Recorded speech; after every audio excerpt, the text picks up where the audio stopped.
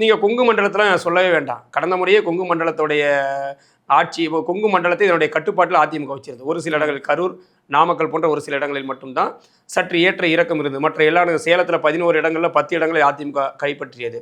இந்த முறை அந்த ஒரு இடத்த கூட திமுக கைப்பற்றுமான்னு தெரியாது. அந்த நிலையில தான் கொங்கு மண்டலத்தில் சேலம் மாவட்டத்திற்கு. கோவையை பொறுத்த வரைக்கும் 10க்கு 10 அதிமுக. இந்த மாதிரி நீங்கள் செந்தில் பாலாஜியை கோவை தெற்கில் நிற்க வைத்தாலும் கூட செந்தில் பாலாஜி தோற்கடிக்கப்படுவார் அப்படிங்கிறது தான் யதார்த்தமாக இருக்குது. ஏன்னா செந்தில் பாலாஜிக்கு எதிராக இந்த ஆட்சியில் அவர் அமைச்சரவையில் இல்லைனாலும் கூட அவருடைய கை எந்த அளவுக்கு இந்த ஆட்சியில் நீண்டது என்பது மக்களுக்கு தெரியும். நீங்கள் மின்சாரத்துறை யாரு கொடுத்திருந்தாலும் அதோடைய இயக்குனராக யார் இருந்தாலும் செந்தில் பாலாஜி. அவர் அமைச்சராக இல்லைனாலும் அவருடைய தலையீடுகள் இருந்தது. மதுவிலக்கு துறையில் அவருடைய தலையீடு இருந்தது.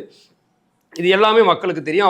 அவர் மீதான ஊழல் புகார்கள், அவரால் எவ்வளோ பெரிய பிரச்சனைகள் இந்த அரசுக்கு உருவாச்சு என்பது மக்கள் கணிக்கிறாங்க. அதனால் செந்தில் பாலாஜி கோவை தெற்கில் உறுதியாக தோற்கடிக்கப்படுவார் அப்படிங்கிறத எந்த சந்தேகமும் இல்லை. ஈரோடு மாவட்டங்களை பொறுத்த வரைக்கும் எப்போவுமே அதிமுக ஒரு பாசிட்டிவான ஒரு இடம். அதனால் மேற்கு மண்டலத்தை பொறுத்த வரைக்கும் ஈரோடு அதிமுக எப்போதும் போல் இந்த முறை அவருடைய வெற்றி வாய்ப்பு இது பண்ணுவாங்க.